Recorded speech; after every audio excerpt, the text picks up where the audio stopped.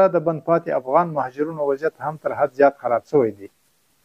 له یوې خوا پولیسو ته ویل شوي دي چې د کډوالو د نیولو او شړلو لړۍ تیزه کړي.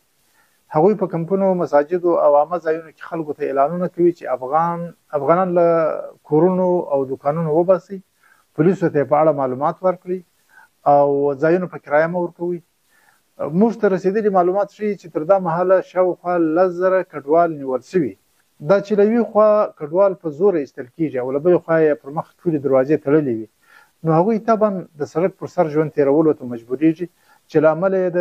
یو ستر بشري ناورین د رامنځته کېدو ویره ده.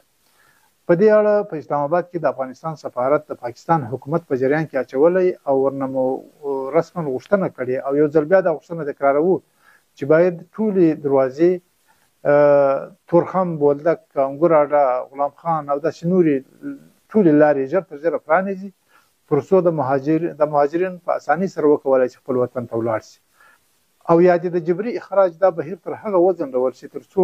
د تګ راتګ لارې بیرته فعالې شي. همداراز د پاکستان له چارواکو نه زموږ بله غوښتنه دا ده چې د ډیپورټ مراکزو یا هولډینګ سنټرونو مسؤلینو باندې هم تاکید وکړي چې په دې مراکزو کې ساتل شوو افغانانو سره انساني چلند وشي او ټول د اړتیا وړ اسانتیاوې ورته برابرې شوي چې هغوی په